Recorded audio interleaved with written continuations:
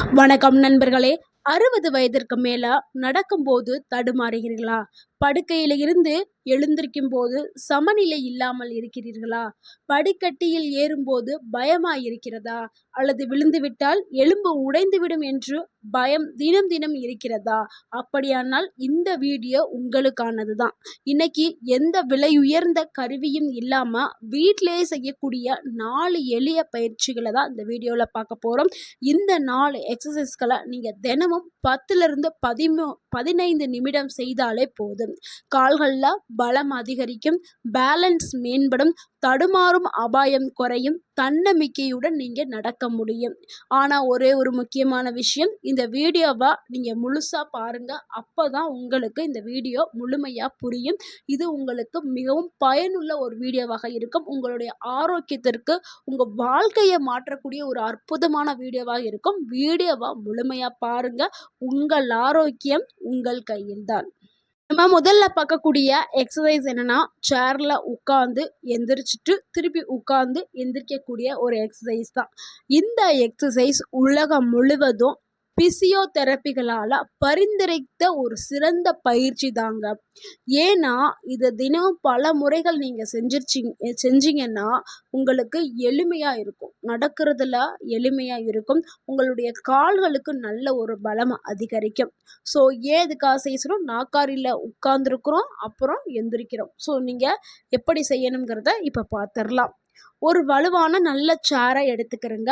முதுக நேராக வச்சு தான் நீங்கள் உட்காரணும். கூன்லாம் போடக்கூடாது. ஸ்ட்ரெயிட்டாக நீங்கள் நாற்காலியில் உட்கார்ந்துருங்க. மெதுவாக நாற்காலியில் இருந்து மெதுவாக மேலே எந்திரிச்சு நில்லுங்க. உங்களுடைய கைகளை மார்புக்கு மீது வச்சுக்கலாம். மார்புக்கு மீது ஸ்ட்ரெயிட்டாக நீட்டியும் வச்சுக்கலாம். ஆனால் கைகளை பிடிச்சு ஃபர்ஸ்ட் டே செய்யும் போது எந்திரிங்க.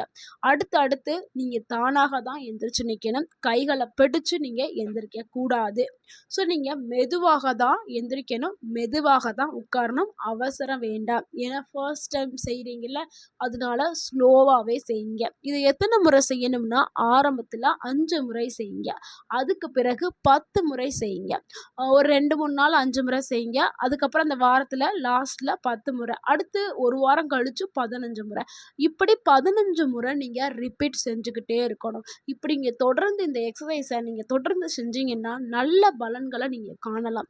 இதனால் என்ன நன்மை ஏற்படும்னா, உங்களுடைய தொடையில் இருக்கக்கூடிய தசைகள் நல்லாவே வலுவாக்கப்படும், நல்லா பலப்படுத்தப்படும், அதாவது நல்லா ஸ்ட்ரென்த் ஆகும். முழங்கால் வலி அது எல்லாமே சரியாயிரும். முழங்கால் வலிக்காது. ஏன்னா முழங்கால் அந்த அளவுக்கு வலிமையாயிரும். முழங்கால் நல்ல ஸ்ட்ரென்த் ஆயிரும். ஸோ இந்த கை கால் வலி, முழங்கால் வலி இதெல்லாமே குறைஞ்சிரும். எந்திரிக்கும் போது தடுமாறது குறைய ஆரம்பிச்சிடும். உங்களுடைய இடுப்பு பகுதியில் இருக்கக்கூடிய அந்த மசில்ஸ், தசை எல்லாமே நல்லாவே ஸ்ட்ரென்த் ஆயிரும். அடுத்து நம்ம இரண்டாவதாக பார்க்கக்கூடிய ஒரு எக்ஸசைஸ் என்னன்னா, இது ஹீல் டு டோய் வாக்குங்க. அதாவது நம்ம கோயில்கள் எல்லாம் அடிப்பிரதேசம் பண்ணுவோம்ல, ஒரு கால் முன்னாடி வச்சு ஒரு கால் நடக்கிறது. இந்த எக்ஸசைஸை எப்படி பண்ணணும்னா, இது ரொம்ப ரொம்ப முக்கியமானது வயதானவர்களுக்கு. இது எதுக்காக பண்ணுறோம்னா, அவங்களுடைய உடல் பேலன்ஸு, மூளை கோஆர்டினேஷன் ரெண்டுக்கும் ஒரு சிறந்த எக்ஸசைஸ் தான் இந்த எக்ஸசைஸு. ஸோ இதை நீங்கள் இமேஜின் பண்ணிக்கிறங்க. ஒரு கயத்து மேலே நடக்கிற மாதிரி இமேஜின் பண்ணிவிட்டு உங்கள் வீட்டுக்குள்ளேயே ஒரு கோடு போட்டுட்டு, அந்த கோடு மேலே உங்கள் 2 கால்களை வச்சுட்டு, ஒரு கால் முன்னாடி ஒரு கால் பின்னாடி, இந்த இமேஜில் தெரியுதுல அந்த மாதிரி நீங்கள் வச்சு நடக்கணும். ஸோ நீங்கள் மெதுவாகவே நடக்கலாம். இதில் வேகமாலாம் பண்ணணும்னு அவசியம் இல்லை. அந்த இமேஜில் தெரிகிற மாதிரி பார்த்து பண்ணுங்க. ஹீல் டோயை தொடுற மாதிரி மெதுவாக நடக்கணும். அதாவது உங்களுடைய குதிகால் உங்கள் விரலில் படுற மாதிரி வச்சு நீங்கள் நடக்கணும். இந்த மாதிரி நீங்கள் 10 ஸ்டெப்பு, அடிப்பிரதேசம் வெறும் 10 ஸ்டெப்பு நீங்கள் பண்ணால் போதும். திருப்பி மறுபடியும் ஒரு 10 ஸ்டெப்பு, ஒரு நாள் ஆகணுன்னே ஒரு 3 நாள் 4 நாள் செஞ்சதுக்கப்புறம் ஒரு 10 ஸ்டெப்பு. ஃபஸ்ட் டைம் செய்யும்போது கவுண்டு கம்மியாக செய்யணும். அடுத்து ஒரு வாரத்துக்கு அப்புறம் திருப்பி 10 ஸ்டெப், அதாவது 30 ஸ்டெப்பு நீங்கள் அதை ரிப்பீட் பண்ணிகிட்டே வாங்க. உங்களுக்கு நல்ல ஒரு பலன் கிடைக்க ஆரம்பிக்கும். ஆரம்பத்தில் செய்யும்போது நீங்கள் சுவற்றை பிடிச்சிக்கிட்டு கூட செய்யலாம். அதுக்கப்புறம் நீங்கள் சுவற்றை விட்டுட்டு செய்யணும். இதனால் ஏற்படக்கூடிய நன்மை என்னென்னா, மூளைக்கும் கால்களுக்கும் இடையே இருக்கக்கூடிய அந்த கோஆர்டினேஷன் நல்லாவே மேம்படும். உங்களுடைய பேலன்ஸ் அதிகரிக்கும். விழுந்துருவீங்க அப்படிங்கிற அபாயம் முழுமையாகவே குறைஞ்சிரும். அடுத்து 3வது எக்ஸசைஸ் என்னன்னா, சிங்கிள் லெக் ஸ்டாண்ட் எக்ஸசைஸ் தாங்க. இது ரொம்பவுமே சக்தி வாய்ந்த பேலன்ஸ் எக்ஸசைஸ். இது ரொம்பவுமே பாதுகாப்பான ஒரு எக்ஸசைஸ் தான்.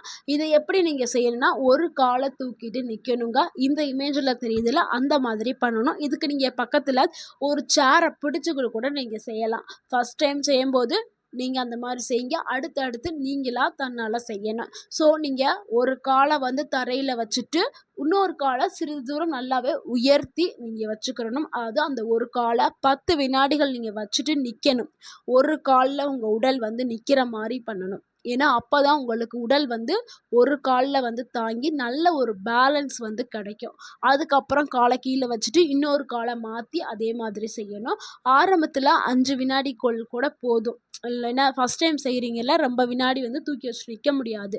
அடுத்து 10 வினாடி, அடுத்து 15 வினாடி, அடுத்து 20 வினாடி கூட நீங்கள் வச்சுக்கிறலாம். ஸோ 20 செகண்ட் வரைக்கும் நீங்கள் வச்சுக்கிறலாம். அடுத்த நாட்கள் போக போக அப்படி பண்ணிக்கிறேங்க. ஸோ இதனால் ஏற்படக்கூடிய நன்மைகள் பார்த்துடலாம். பேலன்ஸ் மிகவும் அதிகமாகவே மேம்பட ஆரம்பிக்கும். கண், மூளை, தசை 3மே சேர்ந்து நல்லா வேலை செய்ய ஆரம்பிக்கும். இந்த ஒரு எக்ஸசைஸ் பண்ணுறதுனால. இதனால தடுமாறுறதும் குறைய ஆரம்பிச்சிரும். அடுத்து நம்ம 4வதா பார்க்கக்கூடிய ஒரு எக்ஸசைஸ் என்னன்னா, ஹீல் ரைஸ் எக்ஸசைஸ் தாங்க. இந்த எக்ஸசைஸ் ரொம்பவுமே சூப்பரானது, பாதுகாப்பானது, ரொம்பவுமே எளிமையானது செய்றதுக்கு. கணு கால்கள வந்து நம்ம தூக்கிட்டு நிக்கணும். கணு கால்கள், கொண்டை கால்கள் இது 2 கால்களையும் மாத்தி மாத்தி நம்ம தூக்கிட்டு நிக்கணும். இந்த இமேஜ்ல தெரியுதுல்ல, அந்த மாதிரி ஃபர்ஸ்ட்டு நுனி விரலால பண்ணுங்க. அடுத்து இந்த இமேஜ்ல தெரிற மாரி நம்ம குதிகால தூக்கிட்டு நில்லுங்க. ஸோ 2யுமே மாத்தி மாத்தி பண்ணும்போது என்ன ஆகும்னா, உங்களுடைய அந்த கால் இருக்குல்ல, அந்த கெண்டைக்கால்னு சொல்லுவோம்ல, ஹாஃப் மசில்ஸ் அது நல்லாவே ஸ்ட்ரென்த் ஆக ஆரம்பிச்சிரும். இந்த எக்ஸசைஸ எப்படி செய்யணும்னா, சேர பிடிச்சுக்கிட்டு நின்னுக்கிட்டே செய்யலாம். நீங்க ஒரு சேர பிடிச்சுக்கிட்டு மெதுவாக உங்களுடைய குதிகாலால மேல தூக்கணும். அதுக்கப்புறம் என்ன பண்ணணும், விரல்களால நிக்கணும். இந்த மாதிரி 3 செகண்ட் வந்து ஹோல்டு பண்ணி நீங்க செய்யணும். மீண்டும் கீழ இறக்கிறணும். ஸோ இந்த மாதிரி நீங்க 10லிருந்து 15 முறைகள் ரிப்பீட் பண்ணிட்டே இருக்கலாம். இதனால ஏற்படக்கூடிய நன்மைகள் என்னன்னா, உங்களுடைய நடக்கிற அந்த ஸ்பீடு வந்து அதிகரிக்கும். உங்க உடல் பேலன்ஸ் மேம்படும். கால் நடுக்கம் வந்து குறைய ஆரம்பிக்கும். அதே மாதிரி நடக்கக்கூடிய அந்த ஸ்டெபிலிட்டி வந்து அதிகரிக்குங்க. இந்த 4 எக்ஸசைஸ் கூட கூடுதலாக செய்ய வேண்டிய விஷயங்களையும் பார்த்துரலாம். ஏன்னா எக்ஸசைஸ் மட்டும் போதாதுல்ல, அது கூடவே சரியான உணவுங்கிறது ரொம்பவே அவசியம். ஸோ உணவு, உடற்பயிற்சி ரொம்ப ரொம்ப முக்கியம். அதுக்கப்புறம் நம்ம என்ன எடுக்க சொல்றோம்னா, புரோட்டீன் நிறைந்த உணவுகள தான் எடுக்க சொல்றோம். ஸோ நீங்க எக்ஸசைஸ முடிச்சுட்டு புரோட்டீன் அதிகமா இருக்கக்கூடிய உணவுகள எடுத்துக்கிறங்க. தினமும் போதுமான புரதச்சத்து நம்ம உடலுக்கு ரொம்பவுமே அவசியம். அது புரோட்டீன் எதுலலாம் இருக்குன்னா, முட்டையில இருக்குது, பாசி பயர்ல இருக்குது, கொண்டைப்பயிர்ல இருக்குது, பாசி பருப்புல இருக்குது, பால்ல இருக்குது. ஸோ பயறு வகைகள் எல்லாத்துலயுமே புரோட்டீன்ஸ் இருக்குது. நீங்க தாராளமாக எடுத்துக்கிறலாம்.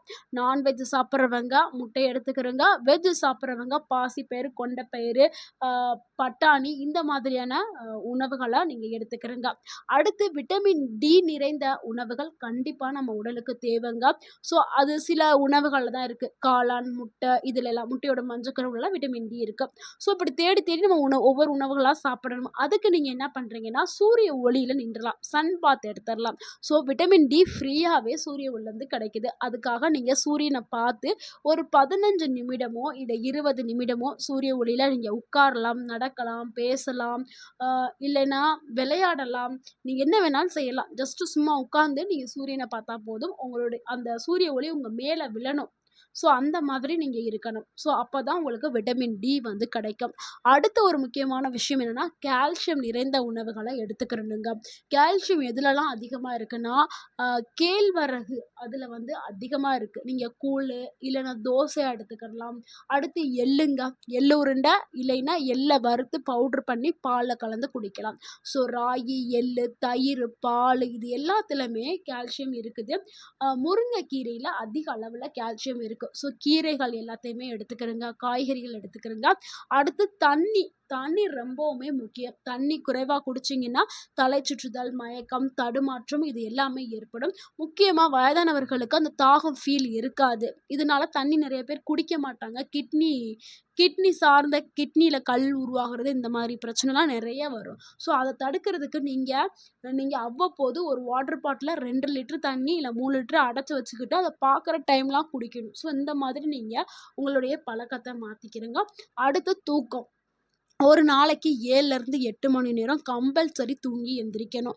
இதுதான் ரொம்ப ரொம்ப முக்கியம். ஸோ தூங்காம இருந்தீங்கன்னா, பல நோய்களுக்கு அது வழிவகுக்கும். அதனால தூக்கம்ங்கிறது ரொம்பவே முக்கியம். இந்த விஷயங்கள் நண்பர்களே 60 வயதுங்கிறது பலவீனத்திற்கான வயதே கிடையாது. சரியான உணவு, சரியான உடற்பயிற்சி, சரியான தூக்கம் இருந்தா 60, 90, 100 வயது வரைக்கும் ஆரோக்கியமாக இருக்கலாம். நம்ம சொன்ன இந்த எல்லா டிப்ஸ்களையும் ஃபாலோ பண்ணுங்க. அ கண்டிப்பாக ஆரோக்கியமாக இருக்கலாம். இந்த வீடியோ உங்களுக்கு பயனுள்ளதாக இருந்திருந்தா, இந்த வீடியோக்கு ஒரு லைக் பண்ணுங்க. இந்த வீடியோவ உங்களுடைய ஃப்ரெண்ட்ஸ் அண்ட் ஃபேமிலிக்கு ஷேர் பண்ணுங்க. மறக்காம நம்ம சேனல சப்ஸ்கிரைப் பண்ணுங்க, சப்போர்ட் பண்ணுங்க, கமெண்ட் பண்ணுங்க. தேங்க் யூ ஃபார் வாட்சிங் அண்ட் வாழ்க வளமுடன். உங்கள் ஆரோக்கியம் உங்கள் கையில் தான். நன்றி, வணக்கம்.